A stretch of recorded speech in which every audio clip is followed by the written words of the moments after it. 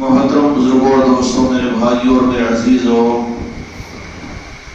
اللہ رب العالمین ہم اور آپ کو جو نعمتیں عطا فرمائی ہے، ان نعمتوں کی قدر کا احساس اللہ تعالی ہمارے رب کے اندر پیدا فرمائے۔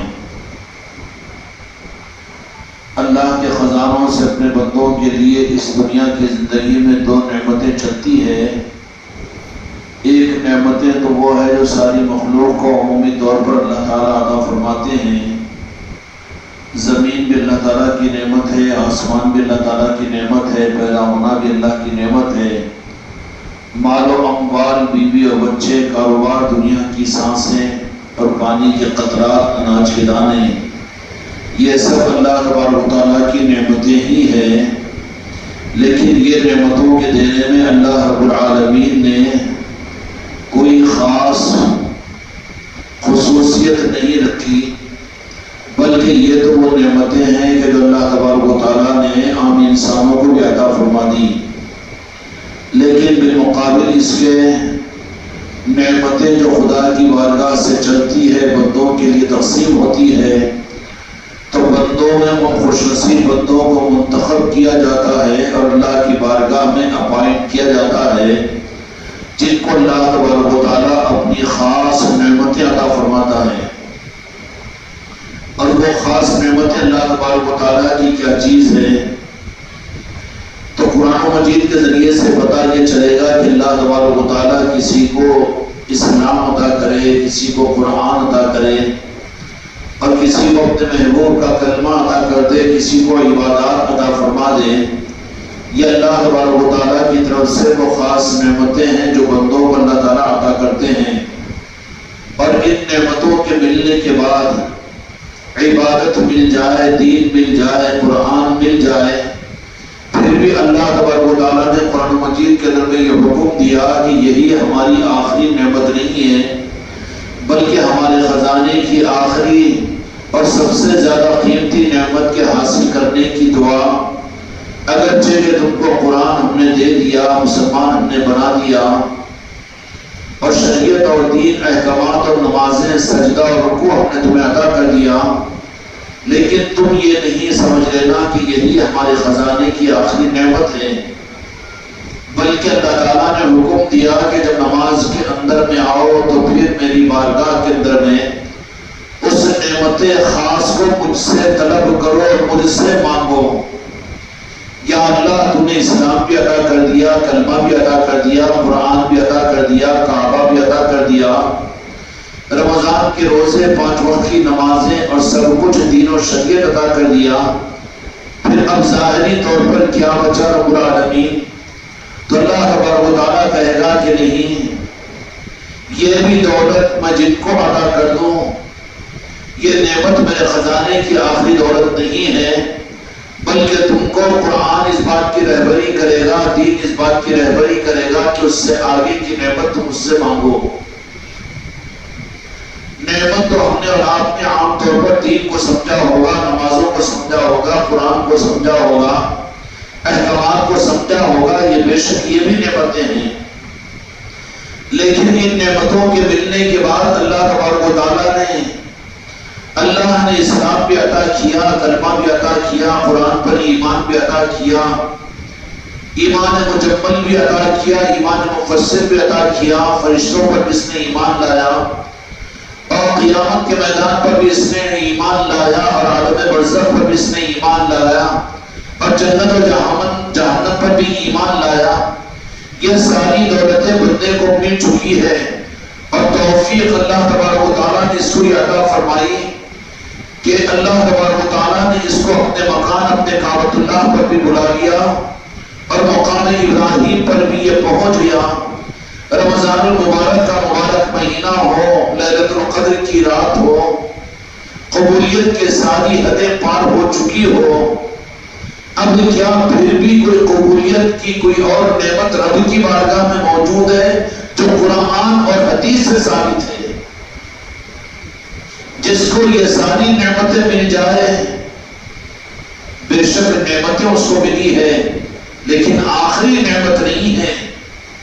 آخری نعمت یہ سب کچھ ملنے کے بعد توفیق ملی، ہدایت ملی، کعبۃ اللہ پر پہنچا، مصلی خوش قسمتی سے شب قدر لیلۃ القدر اس کو مل گئی، قرآن مجید مل گیا، سب کچھ بھی ملا، تو پھر قرآن یہ کہتا ہے کہ ہاں اور ایک نعمت ہمارے پاس میں چھپی ہوئی ہے، اور وہ ہم نعمت اپنے طلب کرنے والے بندوں کو چھانٹ کر اور جن بندوں کو منتخب کرتے ہیں ان کو عطا کرتے ہیں۔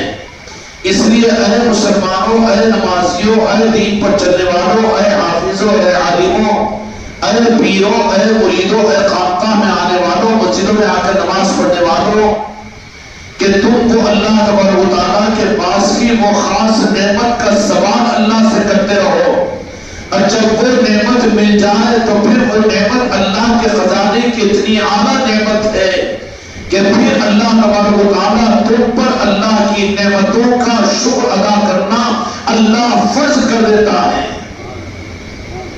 یہ تو عطا ہے، کلمہ ہم نے نہیں پڑھا، اللہ تبارک و تعالیٰ نے عطا کیا، قرآن کو ہم نے نہیں لیا، اللہ تعالیٰ نے عطا کیا، اپنے محبوب کا نام ہم نے اور تم نے کوشش اور مجاہدہ کر کے اپنے مذہب کو بدل کر، اپنے نام کو بدل کر، اپنے خاندان کو چھوڑ کر حاصل نہیں کیا، یہ تو اللہ کی طرف سے عطا کیا گیا ہے۔ نماز کی توفیق مل گئی، حج کعبۃ اللہ کی توفیق مل گئی، لیلۃ القدر مل گیا، قرآن پاک کلام اللہ شریف مل گیا، کتنی خوش نصیبی ہے، بے شک ہے خوش نصیبی۔ لیکن پھر بھی قرآن یہ کہتا ہے کہ اور کسر باقی ہے، وہ آخری نعمت میرے پاس میں ہے، یہ سب کچھ ہونے کے باوجود بھی وہ نعمت کا تم سوال کرو مجھ سے۔ اگر یہی آخری نعمتیں ہو جاتی تو پھر اللہ تبارک و تعالیٰ اس کے لیے کہہ دیتا کہ پھر اب میں ساری تو نعمتیں تمہیں عطا کر دیا ہوں، پھر سے تم سے مجھ سے نعمتوں کا سوال کیوں کر رہے ہو؟ یہ سب کچھ دینے کے بعد بھی اللہ تبارک و تعالیٰ نے ان بندوں کو زبان کا حکم دیا اور کیا کہا؟ ایاک نعبد و ایاک نستعین، ہم تیری ہی عبادت کرتے ہیں، توحید کی بنیاد پر تجھے ایک مان کر عبادت تیرے لیے تیری عبادت کرتے ہیں۔ اس کے بعد میں کہا کہ یا اللہ ہم مدد مانگتے ہیں تجھ سے، کس بات کی مدد؟ اور اللہ تبارک و تعالیٰ سے مدد کیا مطلب ہے کہ ہم نادان ہیں کہ کہیں چھوٹی نعمت کو لے کر یہ سمجھ لے کہ ہم ہی بڑی نعمتوں کو حاصل کر چکے۔ مدد مانگتے ہیں دین کے معاملات کے اندر میں کہ دین کی حقیقت اور دین کے حق کو ہم نہیں جانتے، عبادت کو ہم نے سب کچھ سمجھ لیا، یا اللہ ایاک نعبد کہ ہم عبادت کرتے ہیں تیری ہی، اس کے بعد تجھ سے مدد مانگتے ہیں۔ مدد مانگ کر پھر بندوں پر اللہ تبارک و تعالیٰ نے کہا کہ تم مجھ سے مدد مانگتے ہو، تو پھر کہا کہ پھر تم دعا کرو۔ بندے مدد مانگے تو اللہ نے دعا پر لگایا، جب تک بندوں کو دعاؤں کا حق نہیں ہے، کیوں کہ جو عبادتیں ہیں وہ بندوں کی اپنی وجہ سے نہیں ہے، بلکہ وہ تو خدا کی توفیق کے صدقے میں ہے۔ جو مزدوری ہی نہ کرے اس کو مزدوری کیسے دی جائے گی؟ جب مزدوری ہو چکی ہے تو پھر اللہ تبارک و تعالیٰ کہتے ہیں، اور یہ بندہ کہتا کہ یا اللہ ہم عبادت کرتے ہیں اور تجھ سے مدد مانگتے ہیں، تو پھر رب العالمین فرماتا ہے کہ ہاں مجھ سے مدد مانگتے ہو تو اب تو مستحق ہے کہ تم میری بارگاہ میں دعا کرو۔ اس وقت تک اللہ تبارک و تعالیٰ کی بارگاہ میں دعا کا مستحق بندہ نہیں ہوتا۔ اپنے مزاج کے اعتبار سے بندہ، اپنی سمجھ کے اعتبار سے جو مل جائے اس کو اسی کو آخری نعمت اگر سمجھ لے تو یہ گمراہیت ہے۔ کوئی اپنی نمازوں پہ خوش، کوئی اپنے ذکر پر خوش، کوئی اپنے پیری مریدی پر خوش، اور کوئی اپنے علم پر خوش، کوئی اپنے عمل پر خوش نہیں۔ اللہ یہ کہتا ہے کہ یہ تو ہماری عطا اور ہماری دین ہے، اب تم جب ان عطاؤں کے بعد ہم سے دعا مانگو گے تو اس وقت میں تم دعا مانگنے کے قابل ہماری بارگاہ میں ہوں گے، جبکہ تم اپنی عبادتوں کے اوپر اللہ کا شکر ادا کر کے ایاک نعبد ہو چکا و ایاک نستعین ہم مدد مانگتے ہیں، تو پھر رب اپنے کلام کو کھول کر کہتا ہے مانگو اب تم مجھ سے اہدنا الصراط المستقیم، میں عطا کر دیتا ہوں ہوں یہ نہیں فرمایا وعدہ، بلکہ تم مانگو، تم کو محنت کرنا پڑے گا۔ بے فکری نیک بندوں کا، انعام یافتہ بندوں کا مزاج نہیں ہے۔ قناعت پسندی، قبض کا ہو جانا ماشاءاللہ مرید بن چکے ہیں، خلیفہ ہو چکے ہیں، پیر بن چکے ہیں، ماشاءاللہ ہمارے نہیں۔ یہ گمراہیت کی دلیل ہے۔ ایاک نعبد و ایاک نستعین، کہ عبادت ہم تیری کرتے ہیں، مدد ہم سے مانگتے ہیں، تو ہم اللہ سے مدد مانگے۔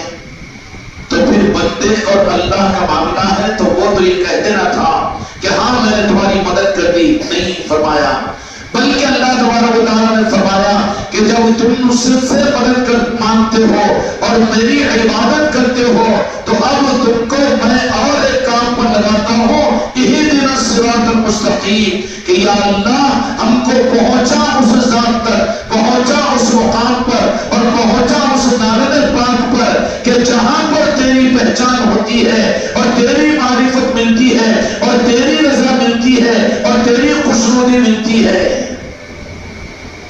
خدا کو پانا، اللہ نے اپنا جو ایڈریس بیان کیا ہے، اگر قرآن پاک کو اگر غور سے دیکھو گے یا پھر آل رسول سے اگر قرآن پاک کو معلوم کرو گے تو پھر وہ قرآن پاک کے ان مسئلے رموز کو یہ بتائیں گے، اہدنا الصراط المستقیم، کہ بے فکر نہیں ہو جانا۔ ہاں سابقہ کے ان قوموں نے یہ دھوکہ کھا لیا تھا کہ جب ان کے سامنے قرآن پڑھا گیا، جب ان کے سامنے میرے محبوب کو ظاہر کیا گیا تو انہوں نے یہ کہا تھا کہ ہم تو نبیوں کی اولاد ہے، ہم تو آسمانی کتابوں کے ماننے والے ہیں، اور ہم تو ہمارے پاس میں تو یہ دولت پرانی ہے۔ دھوکہ کھا چکے تھے وہ۔ اللہ کا قانون یہ ہے کہ جو دھوکہ کھا کر یہ کہتے کہ ہم بھی بہت کچھ حاصل کر چکے، تو اللہ تبارک و تعالیٰ ان کے لیے اپنی عطاؤں کے دروازوں کو بند کر دیتا ہے، چاہے آسمانی کتابیں ان کے پاس میں ہو، چاہے قرآن پاک ان کے پاس میں ہو، اور چاہے عبادات ان کے پاس میں ہو۔ سمجھ میں آ گئی؟ قبولیت والے کون لوگ ہوں گے؟ جو اللہ تبارک و تعالیٰ کی بارگاہ سے اس کی سب سے زیادہ قیمتی دولت کے طلب اور چاہت کے لیے وہ سرگردہ اور محنت کرنے والے ہو، اور اس کے لیے فکر کرنے والے ہو، مستغنی اور بے فکر نہ ہو۔ اب جن کو اپنے عبادتوں کی وجہ سے فکر ختم ہو جائے، جب اپنی نمازوں کی وجہ سے مطمئن ہو جائے، اور جب اپنے عبادات کی وجہ سے یہ سوچ رہے کہ ہم تو عبادت بھی کرتے ہیں لیکن دوسرے تو عبادت بھی نہیں کرتے، یہ بے فکری ان کی اس بات کی دلیل ہے کہ اللہ کی نگاہ میں وہ محروم ہے، اللہ نے ان کے لیے عطاؤں کے دروازوں کو بند کر دیا ہے۔ قانون خدا قرآن مجید کا یہ ہے کہ اللہ کی عبادت کیے ہیں، ایاک نعبد و ایاک نستعین، مدد مانگی ہے اللہ تبارک و تعالیٰ سے، ہم مدد بھی تجھی سے مانگتے ہیں۔ تو پھر اللہ نے کہا کہ میں مدد کرنے کا طریقہ یہ ہے کہ پھر تم کو میں محنت دیتا ہوں کہ پہنچا وہاں تک، اہدنا الصراط المستقیم، اس سے مراد تو جہاں کے مالک میرے آقا کی ذات ہے، جہاں خدا کی رضا، خدا کی خوشنودی اور خدا کی ذات ملتی ہے، وہ میرے مصطفیٰ کی ذات میں۔ اہدنا الصراط المستقیم، سمجھ میں آتی ہے قرآن پاک اور سورہ فاتحہ کی بات۔ اب جب وہاں پر اللہ تبارک و تعالیٰ نے اپنے محبوب کی عظمتوں کو بتا دیا، قرآن ہے یہ، اور قرآن پاک کے اندر بھی وہ سورۃ شریفہ ہے کہ جس کے بغیر کسی مسلمان کی نماز بھی نہیں ہوتی۔ سورہ فاتحہ کے بغیر نماز تو نہیں ہوگی نا، ہر مسلمان کو یاد ہے۔ اہدنا الصراط المستقیم، اللہ تبارک و تعالیٰ نے بتا دیا کہ اس سے مراد ذات مصطفیٰ ہے، وہاں تک اللہ تبارک و تعالیٰ نے رہبری کرا دی۔ اب اہدنا الصراط المستقیم مانگو، طلب کرو، کوشش کرو، تو اللہ تعالیٰ فرماتا ہے کہ میرے محبوب کو مانگنے والوں کو میں عطا کرتا ہوں، ان کی نسبت ہر ایک کو عطا نہیں کر دیتا۔ پھر اس کے بعد فرمایا اللہ تعالیٰ نے کہ جب میرے محبوب کو اگر تم مانگنے کی دعا کرتے ہو اور میرے محبوب کی نسبت کو اہدنا الصراط المستقیم، تو پھر میرے محبوب کو پانے کے لیے تمہیں آگے کی محنت کے لیے بھی تیار ہونا پڑے گا۔ میلاد کی محفلیں کر لیے، نہ عاشق رسول ہے، نہ نعت پڑھتے ہیں، مقبت پڑھتے ہیں، میلاد کی وجہ سے نہیں تھی۔ صراط الذین انعمت علیہم، کہ جن کو یہ رخ اللہ کی طرف سے عطا کیا ہوگا وہ ہو گیا بس الحمدللہ نہیں ہے۔ ہم ماشاءاللہ پیر بن گئے، مرید بن گئے، اور ماشاءاللہ دیکھو چار چار چھلے ہمارے ہاتھوں میں ختم، یہ نہیں ہوگا ان کے پاس میں۔ صراط الذین انعمت علیہم، پھر جن کو دولت اپنے محبوب کی ملی ہوگی پھر وہ ان کے راستے پر چلے گئے جن پر انعام کیا۔ انعام یافتہ بندے کون ہیں؟ پنجتن پاک، اہل بیت، آل رسول اور اولیاء، ان کے پیچھے چلنے والے تو اسی کے صدقے اور اسی کے طفیل میں اور اس نعمت کے ملنے کی قبولیت پر یہ ہوگا کہ ربیع الاول کا مہینہ ختم ہوگا، تھک گئے مہینہ بھر ہو گیا، نہیں تھکے نہیں بلکہ سفر تو شروع ہوا ہے۔ ربیع الاول کے بعد میں کون سا چاند نظر آئے گا؟ کون سا چاند نظر آئے گا؟ آواز تو آواز ربیع الثانی یعنی شریف کا چاند، کیا مطلب ہوا؟ یہ ہے اہدنا الصراط المستقیم کے بعد ترجمہ نہیں کر رہا ہوں، مفہوم کے اندر بس کر رہا ہوں۔ صراط الذین انعمت علیہم، پوری دنیا کو بتا دیا کہ انعمت علیہم والا راستہ وہ میرے محبوب سبحانی غوث سمدانی، امام ربانی، شیخ عبدالقادر محی الدین، شیخ عبدالقادر جیلانی رحمت رضوان کا راستہ ہے۔ اس لیے مہینے کو ربیع الاول کے بعد میں ہی خدا نے رکھ دیا۔ کیا ہے؟ اہدنا الصراط المستقیم، مل گئی ہے میرے مصطفیٰ کے محبت کی خیرات، تو اس کی پہچان کیا ہوگی؟ پھر تیار ہو جائیں گے ان کے اہتمام کے لیے اور ان مجلسوں کے کرنے کے لیے اور ان کے نظاموں کو زندہ کرنے کے لیے۔ اس لیے جن کو خیرات میلاد ملے وہ 11ویں میں ٹھنڈے نہیں پڑ جائیں گے بلکہ پھر نئے جوش و جذبے کے ساتھ اور اتنی ہی نورانیت کے ساتھ میں پھر کیا کریں گے؟ 11ویں شریف کا مہینہ پیران پیر غوث اعظم کا مہینہ ہے۔ غوث اعظم کون ہے؟ مردہ دلوں میں جان ڈالنے والے، اسلام کے مردہ جسم کے اندر روح کے پھونکنے والے کی ذات کا نام حضور پیران پیر غوث اعظم دستگیر رحمت رضوان ہے۔ خوش قسمتی سے خانقاہ کے سارے سلیبس کے اندر یہ چیز بھی داخل ہے کہ ربیع الاول کی ساری مصروفیتوں کے ساتھ پھر پہلی ربیع الثانی کو ہر خانقاہ کے اوپر غوث اعظم کے نام کا نشان لگایا جائے گا، اپنے گھروں کو لگایا جائے گا، اور 5 ربیع الثانی سے یہاں پر مغرب تا عشاء فیضان حضور پیر غوث اعظم دستگیر رحمت رضوان کے نسبت کی محفلیں ہوگی۔ عشاء کی نماز کے بعد میں روزانہ لنگر ہوگا۔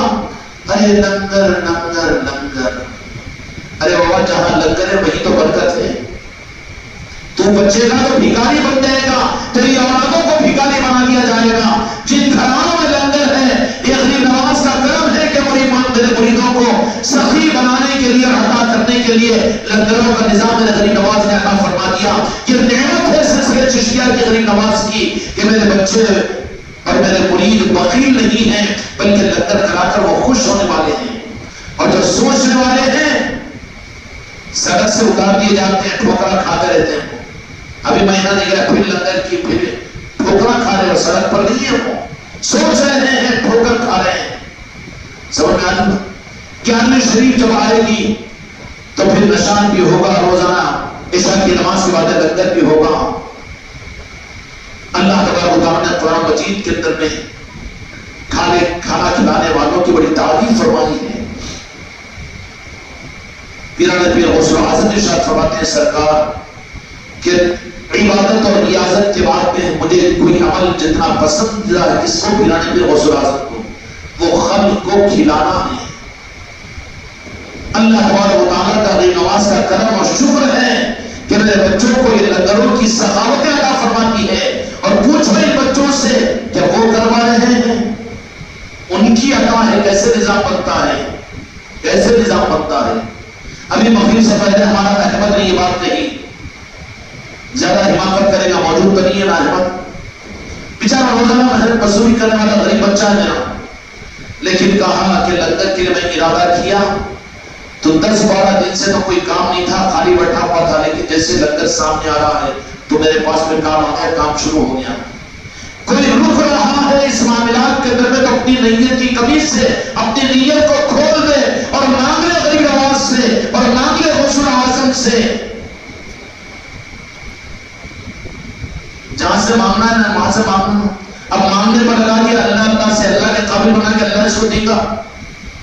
اور وہ چکر میں پڑ گیا. بینک مینیجر ہے جس کے پاس ڈپازٹ کیا ہے تو صحیح ہے, لیکن لینا ہے اے ٹی ایم سے, نہیں میں بینک مینیجر سے لیتا ہوں, لگتا ہے کہ نمبر دینا ملتے کی طرف سے. اللہ تبارک و تعالیٰ ہی ہے ساری مخلوق کا پیدا کرنے والا خالق و مالک, لیکن اس کے نظام ہے کہ جن سے یہاں پر سہولت کے لیے اولیاء اکرام کو متعین فرما دیا ہے دنیا کے لیے کہ تم کون ہیں, میرے مصطفیٰ سے لے کر دنیا کو دینے والے ہو, اور آج لوگ کی نسبت والے دنیا کو کھلا رہے ہیں, کھلاتے کھلاتے وہ بھکاری نہیں بنتے, کھانے کھانے والے صرف میرے دوستوں میرے بھائیوں وہ بعض اوقات تو روڈ سے اتر بھی جاتے ہیں. اس لیے میرے غریب نواز کا کرم ہے کہ ان کو یہ موقع عطا فرما دے میرے بچوں کو, اور میرے بچے کوئی لکھپتی کروڑپتی سونے کے انگوٹیاں پہننے والے نہیں ہیں, لیکن کس طریقے سے نظام بن رہا ہے. قرآن کو سر پر لے کر پوچھو تو کہیں گے ترکاری بیچنے والے بھنگار چننے والے بھنگار دیے. ایسے ہی تو میری کثرت ہے میرے بچوں کی, کھاتے پیتے لوگوں 10-12% ہو گئے. ایسے ہی غریب اور مسکین ہیں, لیکن کیا نوازش ہے میرے غریب نواز کی, کیونکہ کروانے والے وہ ہے, جب کروانے کا ارادہ کرتے ہیں تو اس طریقے سے دروازوں کو بھی کھولتے ہیں, اور ان کے دینے کا مسئلہ یہ نہیں ہوتا کہ تمہارے فون کے اندر بیلنس میں اماؤنٹ آ گیا, یہ دھوکے بازی نہیں ہوتی ہے, تو دنیا والوں کا نظام ہے. ان کا نظام یہ ہوتا ہے کہ جب سچے دل کے ساتھ ان کی طرف متوجہ ہو, کرنا ہی کرنا ہے, یا غوث الاعظم یا غریب نواز یا سرکار ولینا, میں تو کرنا ہی کرنا ہے, آپ کروا لیجئے مجھ سے. بھیکاری اگر ان کا بن جاؤ نا تو مغرب کے بعد میں اگر لنگر کی تیاری شروع ہونی ہے تو عصر کے وقت میں نظام بن جاتا ہے. کر کے دیکھو, یہ جو نظام نہیں بن رہا وہ اپنی کمیوں اور عقیدوں کی کمی کی وجہ سے, یا پہلے سے نظاموں کو اپنے قریبی آنے نہیں دے رہے, اپنے سے کام ہوتا جی تو جتنوں سے ہو رہا کہ تم سے کم نہیں ہے, وہ کوئی محروم نہ ہو. ان نظاموں میں کوئی سوچے نہیں اور کوئی پیچھے ہٹے نہیں, پیچھے ہٹنے والے پیچھے ہٹ جائیں گے. اس لیے میرے بچوں جب نسبت ملی ہے, میرے غریب نواز نے عطا کی ہے, تو آنے والا مہینہ ربیع الثانی کا ہے, 11ویں شریف کا مہینہ ہے. اس مہینے کے اندر بھی ہم کو پورے اہتمام کے ساتھ میں خانقاہ کے اندر بھی آنا ہے, اور اس کے ساتھ اپنے گھروں پر نشان کا اہتمام بھی کرنا ہے. کتنے نشان, کیوں نہیں, جہاں ہم دو جہاں کے مالک میرے آقا کے امتی ہے, وہیں پر غوث الاعظم کے سلسلے کی نسبت حاصل ہے. اگر تو سلسلے کا نہیں ہے تو مت لگا, دو نشان تیرے لیے بوجھ ہو رہے نہیں, برابر لگانا ہے, اہتمام کے ساتھ میں لگانا ہے. کیوں؟ غوث الاعظم کا نظام, ان تفصیلات میں نہیں جاؤں گا. آئیے اس کے لیے تو 11ویں شریف کا جب چاند نظر آئے گا تو اس کے بعد میں روزانہ مالک کے بارے میں فیضان غوث الاعظم کو سننا کیجیے. اور یہ بھی اہدنا الصراط المستقیم کے بعد صراط الذین انعمت علیہم, ان کے پیچھے چلا, ان کے راستے پر چلا جس پر تو نے انعام کیا. انعام یافتہ خدا کے بندوں میں خدا کی قسم پلانے پھر غوث الاعظم سب سے زیادہ نمبر اول پر ہے. ان کے پیچھے چلانے کی دعا تو قرآن میں مانگ رہا ہے. پھر غوث الاعظم کی 11ویں کی مخالفت, پھر قرآن پاک کے اندر میں یہ تو پڑھنا ہے اور پورے مسلمانوں کو زور سے بولنا غیر المغضوب علیہم ولا الضالین, آمین آمین تو کہنے لگا رہا, غوث اعظم سے کاٹ رہا ہے, غریب نواز کے نظام سے کاٹ رہا ہے, اور یہ بھی بیٹھا ہوا کہ ان کے پاس جا کے منڈی دے رہا ہے کاٹو بول کر. تو قصور کس کا ہے؟ قصائی کا نہیں, تیرا ہے. کس کا؟ اس لیے اپنے آپ پر رحم کرنے کے لیے اپنی اولادوں کو خانقاہوں میں لاؤ, نظاموں سے جوڑو, اولیاء کے نظاموں میں گھٹاؤ, اور ایسے نظاموں سے جوڑو جہاں پر کے سارے اولیاء کی نسبتیں ملتی ہو. 9-10 خانقاہ ہیں, لک الحمد ولک الشکر. غریب نواز نے بربادی ہے, نظام چل رہا ہے. جو جن علاقوں کے اندر علاقوں کی خانقاہوں سے جڑو, وہاں کے نسبتوں سے جڑو. اور سب کے لیے تو عادل آباد کی خانقاہ تو مرکزی خانقاہ ہے, یہاں پر تو ہر ایک جڑ سکتا ہے. یہاں پر تم تو کلمہ گو ہے تو ہمارے تو سروں کے ہاتھوں کے تاج ہوں گے. ہم کسی کو نفرت کو مسلک و جماعت کی بنیاد پر نہیں کرتے, ہم تو عام انسانوں کو بھی اپنے گلے سے لگانے کو تیار ہے. تو تم کو کیسے دھمکائیں گے؟ تم کو کوئی مسلم نہیں کہے گا, کوئی تم کو نفرت نہیں کرے گا. آنے پر تو سارے میرے بچے خوشی خوش ہوں گے. لانے کی کوشش کرو، کاٹنے کی کوشش مت کرو، اس لیے کہ میرے آقا کی امت ہے۔ سمجھ میں آتا ہے؟ 11ویں شریف کا مہینہ کیا رہا ہے؟ یہ میلاد کے مہینے کی قبولیت کا امتحان 11ویں کا اہتمام ہوتا ہے۔ میرے غریب نواز کے کرم سے انشاءاللہ 11ویں شریف کا بھی سارا اہتمام ہوگا اور اسی کے ساتھ میں سارا نظام چلے گا، اور پھر 10 کی رات میں غوث العظم اگر چاہیں گے، تمہارے ابا کا نام امین الظفر، آدم علیہ السلام کی اولاد نہیں ہے، بنی آدم نہیں۔ اگر میں کو آپ کو پوچھا ہوں میں آدم علیہ السلام کی اولاد ہوں تو صحیح جواب یہ دو، صحیح جواب ہے نہیں، گھمانے پھرانے کا جواب ہے تو صحیح، لیکن پیدا کس سے ہوئے؟ باپ سے۔ دین کس سے ملا؟ غریب نواز سے ملا ہے۔ اللہ تبارک و تعالیٰ بھی یہ چاہتا ہے کہ تم کو جن سے جو نعمت ملی ان کا شکر ادا کرو، اس لیے ان نظاموں کی توفیق بھی کس سے مانگنی چاہیے؟ غوث العظم سے مانگنی چاہیے، غریب نواز سے مانگنی چاہیے۔ میرے بچوں کہیں چوک نہ ہو جائے کہ ان نظاموں میں تم چکر میں پڑ کر ان نظاموں میں قبولیت، بہت حقیقت کی بات عرض کر رہا ہوں،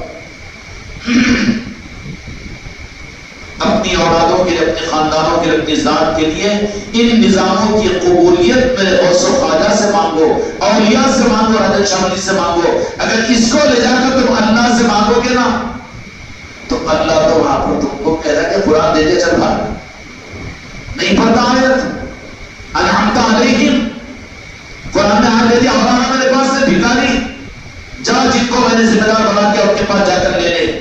ان نظاموں کی اگر بھیک مانگنا ہو، ان نظاموں کی قبولیت کی، تو تم کو اولیاء سے مانگنا پڑے گا۔ کس سے؟ اور جو چکر میں آئے اولیاء کی بجائے اللہ سے مانگنے کی، اولیاء سے مانگنا بھی تو اللہ ذرا برداشت کرو، اللہ سے مانگنا ہے، اس لیے کہ اللہ اور اولیاء غیر نہیں ہے، اہل اللہ ہے، وہ تو اللہ کے دوست ہیں۔ دوست سے مانگنا، اللہ سے مانگنا، اس سے ناراض نہیں ہوتا اللہ تعالیٰ۔ یہ ان کا کیا ہوا؟ یزیدیوں کا فارمولا ہے، الگ الگ کر کے ہر جگہ کاٹ چھاٹ، ہر جگہ بیوی کو شوہر سے چھڑا، شوہر کو بیوی سے چھڑا، اور اپنی فیس وصول کرو۔ ایسی کیا بلا بھی؟ ارے بابا جوڑنے والے بنو، رشتوں کو جوڑنے والے، امت کو جوڑنے والے، امت کو کاٹنے والے مت بنو۔ نہیں وہ مسئلہ الگ، یہ جماعت الگ، وہ الگ، تم بھی ہاتھوں میں کتے مت لو، امت کو جوڑو، میرے آقا کی امت کو۔ میرے آقا تم سے پوچھوں گے کہ تمہاری زبان سے امت کے لیے اگر محبت کی بات نکلے گی اور امت کو جوڑنے کی بات نکلے گی تو مدینے والے خوش ہوں گے اس سے۔ نادانی میں اگر وہ غلط کر رہا ہے، اگر غلط کا جواب غلطی سے اگر تم بھی دو تو پھر وہ کچھ زیادہ تو تم بھی تو کچھ کم ہو جاؤ گے نا۔ اس لیے کرنے والے تو وہ کریں گے، لیکن ہم کو تو اخلاق کے ساتھ، محبت کے ساتھ میں ان کو ان حقیقتوں کو سمجھا کر قریب لانا چاہیے۔ تو اس لیے ان نظاموں کے اندر میں یہاں کی دولتیں، یہاں کے لنگر، یہاں کا نظام اور یہاں کی قبولیت مانگنا ہو، وزن تو نہیں ہوگا۔ اللہ سے نہیں، اللہ دے دیا ہے اختیارات غوث العظم غریب نواز کو۔ جو کچھ نظاموں کی قبولیت مانگنا ہو تو تم مانگو غوث و خواجہ سے، تم مانگو اولیاء کرام سے۔ تمہارا پیر اتنے چھوٹے دماغ کا نہیں ہے کہ نہیں اللہ سے مانگنے پہ لگا دو۔ جن کو بیٹھوں کو کچھ معلوم ہے نہیں، انہوں بھیج دیتے اللہ کی طرف، زبردستی جاؤ جاؤ جاؤ جاؤ، اللہ دیتا بیٹھاؤں گا کہ فلان دے دیا، نہیں معلوم تیرے کو؟ اہدنا الصراط المستقیم صراط الذین انعمت علیہم، چل ان کے راستے پر جس طرح میں نے انعام کیا وہی تو اولیاء کا راستہ ہے۔ تو اس راستے کو مانو اور منگواؤ، اور منواؤ تو اولیاء سے منگواؤ۔ کوئی مسائل اگر تمہارے لیے اس نظاموں کے اندر رکاوٹ ہو تو پھر سیدھا اولیاء کی بارگاہوں کے اندر راستہ کھل سکتا ہے۔ کہاں کھل سکتا ہے؟ اولیاء کی۔ اب اس کو نہیں اللہ وہ تو گیا بیٹا، اس کی ادھر سے ڈھکل دیا اس کو ادھر، جن کو ڈھکل دیتے نا اس کو ادھر لگا دیتے، جاؤ ادھر، سب جا رہے نا تو بھی جاؤ ادھر۔ ورنہ یہ کیا کرے گا کہ ان راستوں میں اگر تھوڑا اس کو رکاوٹ محسوس ہوگی تو کیا کرے گا؟ پیر کی طرف متوجہ ہوگا یا اولیاء کی طرف متوجہ ہوگا، یا پر یہیں پر، کیونکہ یہ بڑے قریب لوگ ہوتے ہیں، یہ پکڑنے والے نہیں ہوتے، معاف کرنے والے ہوتے۔ اللہ نے انہیں معاف کرنے کے لیے رکھا ہے، ان کے پاس معافی کے سارے اسباب رہتے ہیں اولیاء کے پاس میں۔ اس لیے میرے مریدین اور مریدان ان معاملات کے اندر میں بالخصوص خانقاہوں کے معاملات کے اندر میں یا بلکہ اجازت ہے ہماری طرف سے اپنے دنیاوی معاملات کے اندر بھی اگر تم کو کچھ رکاوٹیں محسوس ہو تو پھر تم کو اولیاء کی طرف میں متوجہ ہونا چاہیے. کیا ہونا چاہیے؟ قرآن مجید میں حضرت زکریا علیہ السلام کی ایک دعا آئی. قرآن سے دلیل ہوتے نا جی قرآن کہاں قرآن پڑھتے ہو؟ وہ تو صرف قرآن خانی کے واسطے قرآن پڑھ کر لوگوں سے تنخواہ لینے کے لیے پڑھتے بیچارے نادان. زکریا علیہ السلام اللہ تبارک و تعالیٰ سے دعا کی کہ اللہ میری اس دعا کو قبول کرنا. تو اللہ تبارک و تعالیٰ نے فرمایا کہ اے زکریا بیت المقدس میں حضرت مریم علیہ السلام اس کمرے اور حجرے میں رہا کرتی تھی.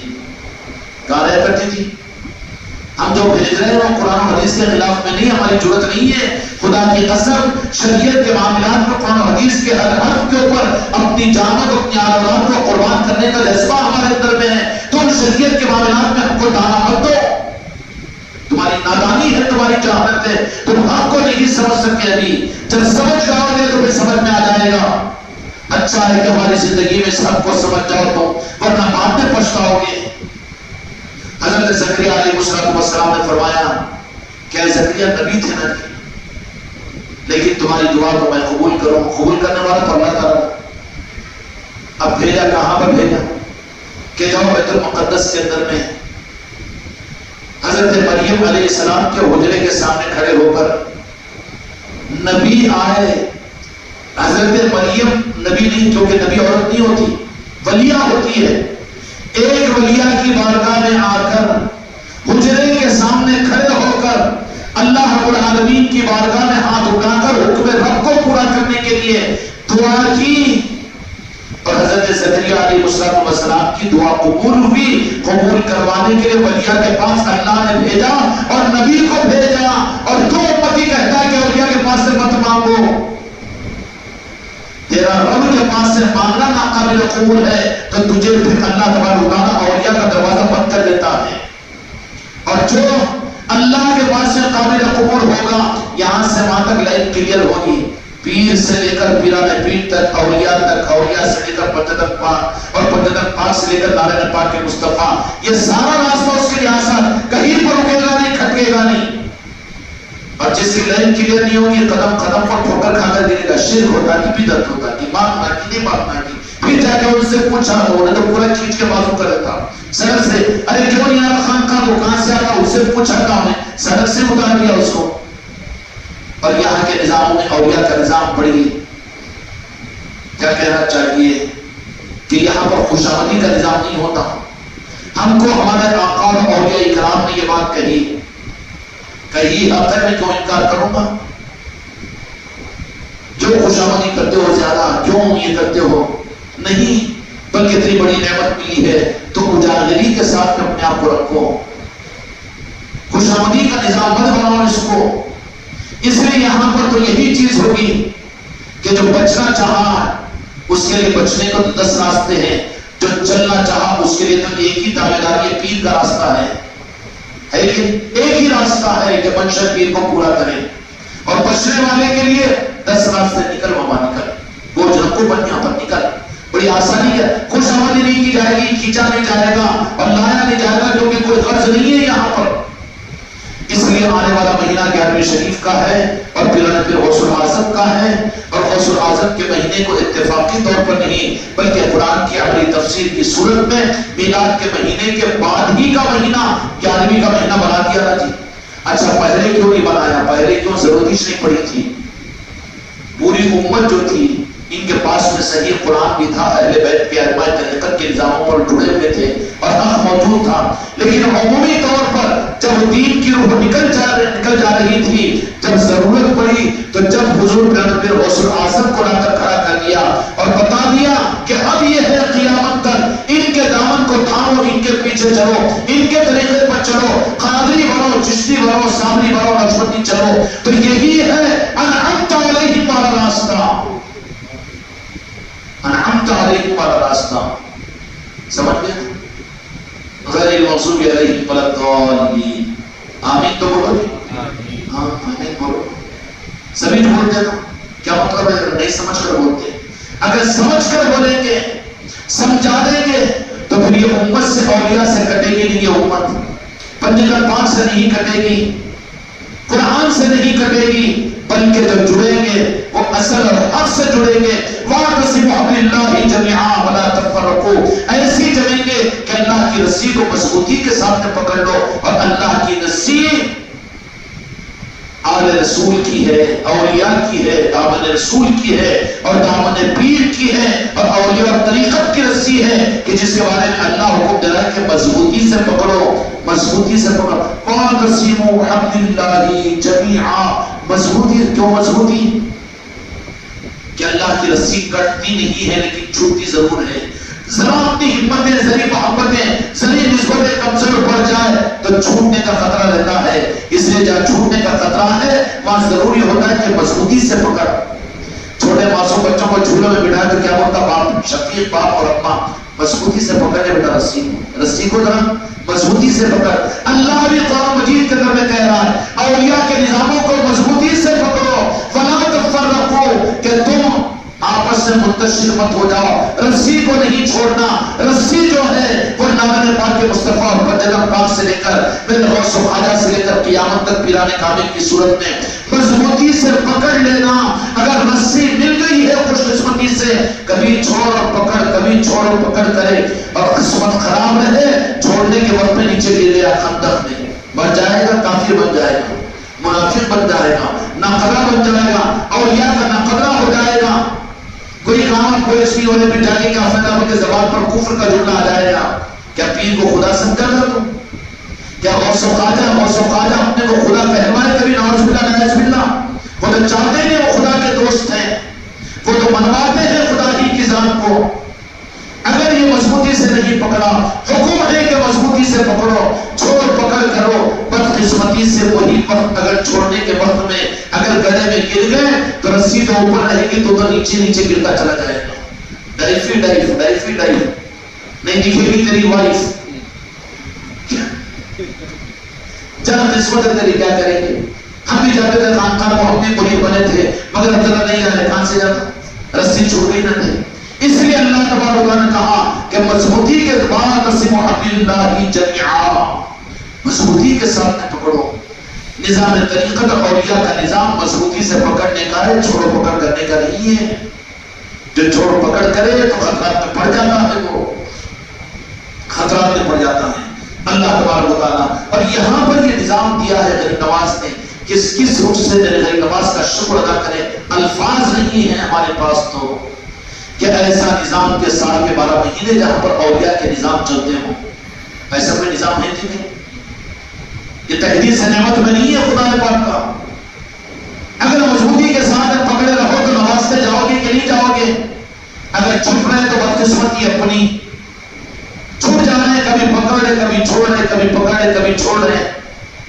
نتیجہ کیا نکلے گا کہ بدقسمتی سے جہاں چوروں کا ڈر وہی رات ہوتی ہے. ہوتی ہے کہ نہیں ہوتی؟ ایسے ہی بدقسمتی سے جب بزرگوں کی نظر ہو اگر اس مجلس میں نہیں آیا تو ہو گیا، وہ تو محروم ہو گیا. اس لیے ایک نظام اللہ تبارک و تعالیٰ نے ہم کو آپ کو عطا کیا ہے. اس لیے اس نظام کے مطابق میں اپنے علاقوں میں ہو یا اپنے آپ کو نظام کے موافقت میں چلانے کی کوشش کرو. کیوں بابا؟ ٹھیک ہے. اس لیے ہر مرید پر ضروری ہے کہ روزانہ اپنی خانقاہ میں 1 گھنٹہ دیا کرے. بہتر وقت یہ ہے کہ مغرب سے عشاء تک دو. کاروبار کا سسٹم بناؤ، نظام بناؤ، آگے پیچھے کرو. نظام کے لیے قربانی دو گے تو خدا تمہاری دنیا کو تمہارے قدموں میں لا کر ڈالے گا. مسجدات بھی اپنے گھروں کی خانقاہ میں 1 گھنٹہ بیٹھ کر وہاں پر ذکر کیا کرے، تعلیمات سنا کرے، اور وہاں پر بیٹھا کرے اور وہاں پر اعمال کیا کرے. کوئی رخصت نہیں ہے. میرے مریدان بھی اپنے گھر کی خانقاہ محمدی میں 1 گھنٹہ اپنے گھر کی خانقاہ محمدی کو آباد کرے. دھوکہ مت تو خالی نام لکھ دیے پینٹر کو بلا کے، اور خانقاہ محمدی کہاں ہے؟ یہ بڑا فراڈ ہے. یہ اولیاء کے سامنے کھیل ہے. نعوذ باللہ. اپنی گھر کی خانقاہ محمدی کو آباد کیا کرو. اور مرد حضرات 1 گھنٹہ تو خانقاہ میں اپنا وقت نکال کر ترتیب بناؤ اور آیا کرو. روزانہ 1 گھنٹہ دیا کرو. اب ہم تک نہ موقع دیے، ورنہ تمہاری پیر پرستی کیا، پیر کو ماننا کیا ہے کہ 1 گھنٹے کے لیے پیر کو ماننے کو تیار نہیں ہے تو کہاں کی پیری پڑی ہے؟ اور کیا پڑھ دی پیری بولی کی 1 گھنٹہ کیا کرو، یہ رخصت دیتے ہیں تمہاری کمزوریوں کے حساب سے کہ اگر مغرب سے عشاء تک نہیں دے سکتے تو اپنی سہولت کے ساتھ میں طے کرو کہ عشاء کے بعد میں یا تہجد سے فجر تک یا فجر کے بعد میں 1 گھنٹہ یا ظہر کے بعد میں 1 گھنٹہ 1 گھنٹہ تو ہر مرید خانقاہ میں دینے کے لیے اپنے آپ کو تیار کریں گے انشاءاللہ۔ اللہ تعالیٰ اس کی ہم کو رب کو توفیق عطا فرمائے، اور میری مریدان بھی اپنے گھروں کے اندر میں اپنی خانقاہوں کو آباد کرو۔ گھروں میں خانقاہیں بنا کر ویران کرنا بڑی محرومی کا باعث ہوگی، اس کے لیے سارے حضرات اس بات کی فکر کرو، اور جتنے مرد حضرات ہیں وہ بھی اپنے گھروں کی خانقاہ کا، گھروں کے اندر کی خانقاہوں کو آباد کرنے کی بھی فکر کیا کرو۔